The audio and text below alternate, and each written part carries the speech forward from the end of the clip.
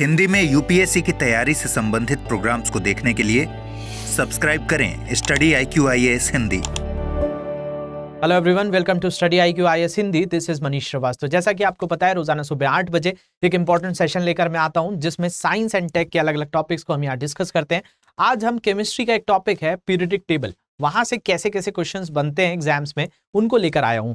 तो आज हम पीरियोडिक टेबल से रिलेटेड कैसे क्वेश्चंस आपसे एग्जाम्स में पूछे गए हैं, तो यहाँ हम PYQs को भी, प्रीवियस ईयर क्वेश्चंस को भी, और इस पर कैसे कैसे MCQs फ्रेम हो सकते हैं, इनको कॉम्बिनेशन में हम पढ़ेंगे, जिसको हिंदी में आवर्त सारणी कहा जाता है। इसके बारे में अच्छे से हम आज के लेक्चर में कवर करेंगे कि क्या क्या क्वेश्चंस पूछे गए हैं। इसके अलावा इस लेक्चर की PDF आप यहाँ से डाउनलोड कर लेंगे, और भी कोई डाउट्स आएंगे सोशल मीडिया हैंडल पे मुझे जुड़ सकते हैं। देखते हैं सबसे पहला क्वेश्चन। सबसे पहला क्वेश्चन दिया है कि among the elements of periods to the elements which has high electron affinity is. आवर्त 2 के तत्वों में जिस तत्व की संख्या अधिक है और इलेक्ट्रॉन बंधुता भी उसकी अधिक है, ऐसा कौन सा है? लिथियम है, क्लोरीन है, कार्बन है या फ्लोरीन है? अब सबसे पहली चीज क्या है तो देख लेते हैं। पीरियोडिक टेबल जो था 1913 में मॉसले ने इसमें बहुत सारे बदलाव किए, और हेनरी मॉसले का जो पीरियोडिक टेबल है, जिसको आधुनिक आवर्त सारणी कहा जाता है या मॉडर्न पीरियोडिक टेबल कहा जाता है, उसको सबसे ज्यादा मान्यता प्राप्त, हम उसी की बात कर रहे हैं। तो देखा जाए तो होता क्या है कि आप अगर पीरियोडिक टेबल उठाकर देखेंगे तो पीरियोडिक टेबल में आपको कुछ इस तरह से रोज मिलेंगी, कुछ कॉलम्स मिलेंगे। इन कॉलम्स को ही कहा जाता है ग्रुप, और जो ये रोज होती हैं इनको कहा जाता है पीरियड। जैसे आप देखेंगे सबसे पहला पीरियड है, उसमें हाइड्रोजन है, फिर हीलियम है, ये फर्स्ट ग्रुप है, ये 18th ग्रुप है, बीच में सारा खाली है, ये पीरियड 1 है। फिर सेकेंड पीरियड में अगर हम बात करें तो यहाँ आ जाता है लिथियम, फिर यहाँ आ जाता है बेरिलियम, फिर इस तरफ boron, carbon, nitrogen, oxygen, fluorine, और फिर नियोन आ जाता है। तो बेसिकली ये पूरा का पूरा सेकेंड ग्रुप है। अब इस सेकेंड ग्रुप से आपको कुछ एलिमेंट्स दिए हुए हैं, कुछ तत्व दिए हैं, लिथियम दिया है, क्लोरीन दिया है, कार्बन दिया है, फ्लोरीन दिया है। अब देखा जाए तो आप देखेंगे तो एक एटॉमिक नंबर किसका है? हाइड्रोजन का। 2 किसका है? हीलियम का। 3 लिथियम का। 4 बेरिलियम का।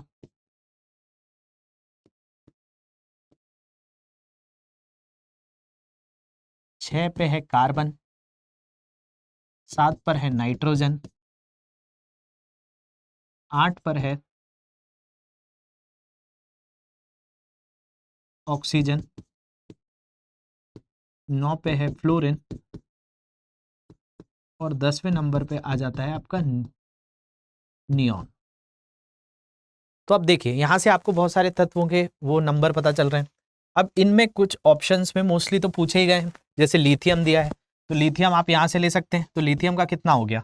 लिथियम का ये हो गया कि भाई इसका एटॉमिक नंबर 3 है, तो इसके 2 और 1 इस तरीके से ये विभाजित रहेगा। क्लोरीन की बात करें तो क्लोरीन का नंबर होता है क्या? क्लोरीन का नंबर होता है 17। तो 17 होने के साथ साथ ये हो जाएगा 2, 8, 7। कार्बन का होता है 6, तो 2 और 4। फ्लोरीन का होता है 2 और 7, क्योंकि इसका 9 है। तो अब देखिए यहाँ पर जो आपसे पूछा गया है वो किस शब्द पे जोर दिया गया? इलेक्ट्रॉन बंधुता, इलेक्ट्रॉन एफिनिटी। अब इलेक्ट्रॉन एफिनिटी का मतलब क्या है? तो इलेक्ट्रॉन एफिनिटी का मतलब ये हुआ जिसको इलेक्ट्रॉन पसंद है। अगर हम सोडियम की बात कर लेते हैं, सोडियम जिसको Na से दर्शाया जाता है, इसका एटॉमिक नंबर होता है 11। इसको कुछ इस तरीके से लिखा जाता है। तो बेसिकली इसके आखिरी शेल में, आखिरी कक्षा में देखा जाए तो 1 इलेक्ट्रॉन है। ये 7 किसी से ले ले या 1 किसी को दे दे, तो आसान क्या? तो आप बोलेंगे 1 किसी को दे देना, तो भाई ये 1 किसी को दे सकता है, तो इसलिए ये Na+ लिखता है। लेकिन जो लेते हैं उनके साथ माइनस आता है। तो बेसिकली अगर हम इस पूरी चीज में देखें तो लिथियम के पास तो 1 है, ये किसी को दे सकता है, तो इसकी इलेक्ट्रॉन एफिनिटी कैसी, इलेक्ट्रॉन बंधुता कहाँ ज्यादा होगी? इसकी बंधुता तो कम होगी। तो बेसिकली ये तो हो नहीं सकता। फिर क्लोरीन देखा जाए तो क्लोरीन को 1 ही तो इलेक्ट्रॉन चाहिए, तो इसकी भी इलेक्ट्रॉन एफिनिटी है। इसके अलावा कार्बन का देखा जाए तो ये 4 किसी से ले ले या 4 किसी को दे दे, तो ये तो होगा नहीं। फिर फ्लोरीन की बात करें तो इसको भी 1 चाहिए, तो इसकी तो 2 ही कक्षा हैं, इसकी 3 कक्षाएं हैं। तो इसलिए इन दोनों को एक एक इलेक्ट्रॉन चाहिए, लेकिन आपसे पूछा जाए कि किसके पास हाई एफिनिटी है, तो हाई एफिनिटी फ्लोरीन के पास है, क्योंकि फ्लोरीन के पास 2 ही कक्षाएं, इसके पास 3 कक्षाएं, तो ये इसके बाद आएगा। तो फ्लोरीन, क्लोरीन, ब्रोमीन, आयोडीन, ये जो है पूरा क्रम चलता है इलेक्ट्रॉन एफिनिटी में। तो सबसे पहले क्या चलेगा? फ्लोरीन चलेगा, फ्लोरीन के बाद क्लोरीन, क्लोरीन के बाद ब्रोमीन, ब्रोमीन के बाद आयोडीन। तो ये लिख लीजिए, एग्जाम में अगर आपसे पूछा जाए कि भाई हाई इलेक्ट्रॉन एफिनिटी किसकी है, तो आप बताएंगे फ्लोरीन की, फिर क्लोरीन की, फिर ब्रोमीन की, फिर आयोडीन की। तो ये इस तरीके से क्वेश्चन पूछा गया था। बढ़ते हैं अगले क्वेश्चन की तरफ। अगला क्वेश्चन पूछा गया है, the elements which with lowest ionization energy among the following is. निम्न में से सबसे कम आयनीकरण ऊर्जा वाला तत्व कौन सा है? अब देखिए, आयनाइजेशन एनर्जी का मतलब आयनीकरण होना होता है, मतलब आयंस से जुड़ा हुआ है। अब आयंस क्या होते हैं? तो बेसिकली जैसे कि अगर सोडियम ने एक इलेक्ट्रॉन किसी को दे दिया, तो हम यहां लगा देते हैं Na+। तो इसके पास आयंस का मतलब कि भाई जो भी उसने डोनेट कर दिया है या एक्सेप्ट कर दिया, उसके बाद जो सिंबल लगते हैं उस तरीके से होता है। तो अब यहां पूछा गया है कि किसके पास लोएस्ट आयनाइजेशन एनर्जी है। अब देखिए, आयनाइजेशन एनर्जी जब मैंने पढ़ाया था कि जितने एलिमेंट्स का नंबर बढ़ता जाता है, मतलब हाइड्रोजन है, हीलियम है, लिथियम, इनके एटॉमिक नंबर कम है, इनके पास इलेक्ट्रॉन कम है, इनके पास कक्षाएं कम है, तो इनकी हाई आयनाइजेशन एनर्जी होती है। लेकिन जैसे जैसे तत्वों का संख्या बढ़ती जाती है, उनका जो है हम देखते हैं कि उसकी आयनाइजेशन, आयनीकरण जो क्षमता होती है वो भी कम होती जाती है। तो यहां पर लोएस्ट पूछा गया है, तो हमको देखना है कि भाई इनमें से कौन सा ऐसा एलिमेंट है जिसका एटॉमिक नंबर ज्यादा है। लिथियम देखा जाए तो कितना है? 3 ही है। आपका यहां पे पोटेशियम आ गया, पोटेशियम भी, ये सारे तीनों एलिमेंट्स देखा जाए तो अंडर 20 आ जाते हैं। मतलब आप 1 से 20 तक देखेंगे तो इनके नंबर आपको मिल जाएंगे आसानी से, आपको बाहर जाने की जरूरत ही नहीं पड़ेगा, ये 20 में है। लेकिन आप रुबिडियम को देखेंगे तो ये काफी आगे है। जब आप पढ़ते हैं पूरा का पूरा इसमें पीरियोडिक टेबल में, तो रुबिडियम बहुत नीचे आता है, तो इसका सही आंसर रुबिडियम हो जाएगा, क्योंकि उसकी आयनीकरण सबसे कम हो जाती है। बढ़ते हैं अगले क्वेश्चन की तरफ। अगला क्वेश्चन है, in general non metals are dash electronegative than metals. सामान्य तौर पर गैर धातुएं धातुओं की तुलना में विद्युतीय होती हैं, तो क्या होती हैं? अगर देखा जाए, नॉन मेटल्स जो होते हैं वो आपकी ज्यादा जो है अधिक क्या होते हैं? इलेक्ट्रोनेगेटिव होते हैं, क्योंकि इनको नॉन मेटल्स को अभी देखा, क्लोरीन क्या था? इलेक्ट्रॉन लेना पसंद कर रहा है, तो वो इलेक्ट्रोनेगेटिव ज्यादा है, उनके ऊपर क्या आएगा? Cl-, F-, Br-। तो ये क्या है? अधिक इलेक्ट्रोनेगेटिव होते हैं मेटल्स की अपेक्षा में।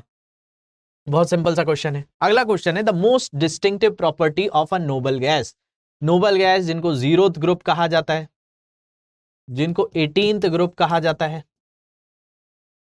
जिनको इनर्ट गैस भी कहा जाता है, इनकी एक डिस्टिंक्टिव प्रॉपर्टी क्या है? ये क्या मेटेलिक है? ये क्या धातु है? तो नहीं भाई, ये धातु नहीं है। इसके अलावा धातु के रंग रूप का एक अधातु पदार्थ है, मेटलॉइड है, तो मेटलॉइड भी नहीं है। इसके अलावा ये रेडियो एक्टिव है, तो रेडियो एक्टिव इनमें कुछ एक आध ही होते हैं, लेकिन ये डिस्टिंक्टिव प्रॉपर्टी नहीं है। ये अनरिएक्टिव होते हैं, ये जो है सक्रिय नहीं होते हैं। ये अनरिएक्टिव है, मतलब किसी के साथ भी ये क्या नहीं करते हैं? क्रिया नहीं करते हैं। मतलब इनको आसानी से हम इस्तेमाल कर लेते हैं, जैसे हीलियम गैस को इस्तेमाल किया जाता है, ये किसी भी तरह अक्रिय है। तो यहां पर हम बोलेंगे कि ये क्या होते हैं? अक्रिय होते हैं, अनरिएक्टिव होते हैं। तो इनकी एक खास प्रॉपर्टी है। अगला क्वेश्चन है, the most electronegative elements from the following element is. निम्नलिखित तत्वों में से सबसे अधिक विद्युत ऋणात्मक, इलेक्ट्रोनेगेटिव का पूछ लिया गया है। तो मैग्नीशियम का देख लें तो Mg2+ चलता है, क्योंकि इसका एटॉमिक नंबर है 12, तो देखा जाए तो 282, ये तो 2 देना पसंद करेगा। एल्यूमिनियम का देखा जाए तो 283, 13 है। क्लोरीन की अगर हम बात करें तो यहां पर आ जाता है 287। सल्फर की बात करें तो 286। तो यहां पर पूरी तरह से देखा जाए तो सबसे इलेक्ट्रोनेगेटिव कौन है? क्लोरीन है, क्योंकि इसको एक ही इलेक्ट्रॉन लेना है। मैंने आपको बताया था इलेक्ट्रोनेगेटिव में सबसे आगे फ्लोरीन, फिर क्लोरीन, फिर ब्रोमीन, फिर आयोडीन। तो इस तरह के क्वेश्चंस को इस तरह से हैंडल करना है। इसके अलावा the atoms of elements belonging to the same group of periodic table have the same.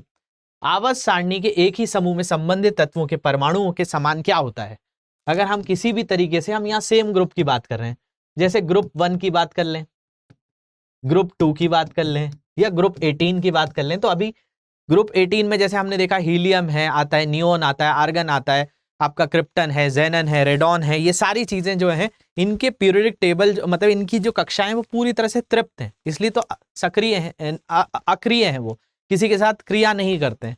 तो इनके साथ क्या होता है, अगर हम देखते हैं कि भाई जैसे 17th ग्रुप एलिमेंट है, 17वां ग्रुप है, जिसमें क्या आता है फ्लोरीन, फिर क्लोरीन, फिर ब्रोमीन, फिर आयोडीन, तो इन सारों के अंदर क्या है, इनके अंदर जो वैलेंस इलेक्ट्रॉन है उनकी संख्या एक जैसी है, इसको भी एक इलेक्ट्रॉन चाहिए, इसको भी एक चाहिए, इसको भी एक चाहिए, इसको भी एक चाहिए, तो यहां पर क्या हो जाएगा, number of valence electron, valence इलेक्ट्रॉनों की संख्या इनमें क्या होती है, बराबर होती है। अगला क्वेश्चन है, moving across dash of the periodic table the element show increasing dash character. अब ये बोला जा रहा है कि जैसे जैसे आप आवर्त सारणी में क्या होते हो, बढ़ते जाते हो, आवर्त सारणी के एक पार करने पर तत्व बढ़ते हुए क्या दिखाते हैं। तो याद रखेंगे जब हम जैसे जैसे पीरियोडिक टेबल में बढ़ते जाते हैं तो एक एक पीरियड बढ़ते जाते हैं,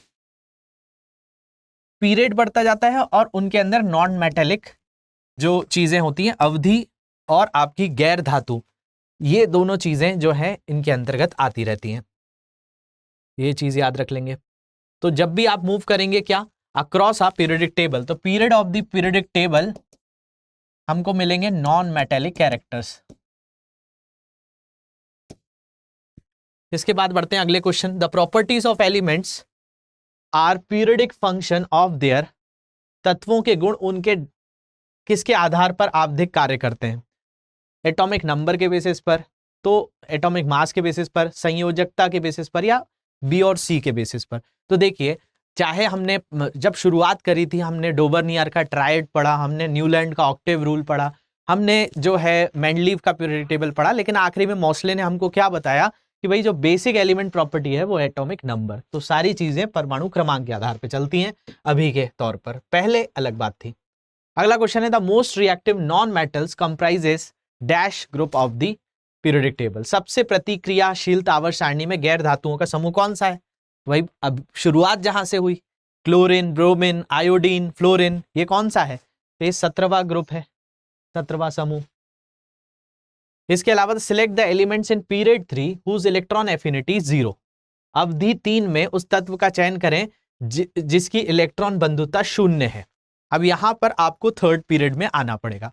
अब थर्ड पीरियड में मतलब सबसे पहला पीरियड जो है देखेंगे तो हाइड्रोजन है, फिर इसी में थोड़ा छोड़कर, अब यहाँ मैं डायग्राम नहीं दिखा पा रहा हूँ आपको, तो आप देख लीजिएगा, फर्स्ट में आपको हाइड्रोजन मिल जाएगा, फिर हीलियम, फिर यहाँ पे आता है लिथियम, बेरिलियम, फिर यहाँ से पूरा चालू हो जाता है boron, carbon, nitrogen, oxygen, fluorine और नियोन। ये हो गया ग्रुप 2। अब चालू होना है क्या, ग्रुप थर्ड।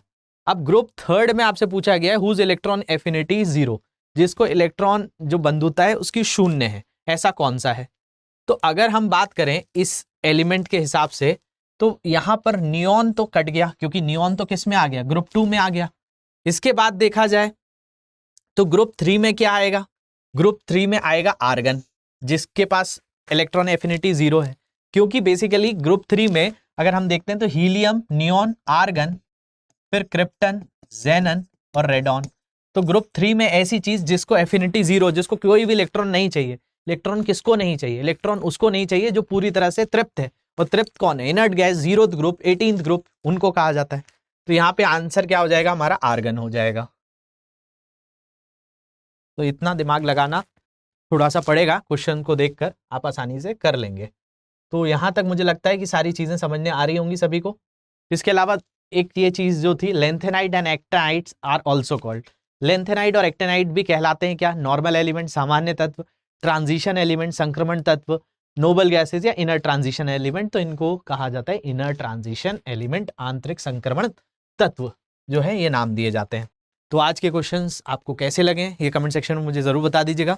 इसके अलावा कोई डाउट्स आते हैं यहाँ पे कांटेक्ट कर लीजिएगा, और भी कोई जो है वो टेलीग्राम ग्रुप पर भी आप बता सकते हैं, वहाँ से जो है इसकी PDF भी डाउनलोड आप कर सकते हैं। इसके अलावा जो है और भी कोई तरह के सजेशंस हो, टॉपिक्स मैंने आपको कल भी बोले थे, जो भी लग रहे हैं आपको कमेंट सेक्शन में मुझे ज़रूर बता दीजिएगा। Thank you very much for watching this, have a great day.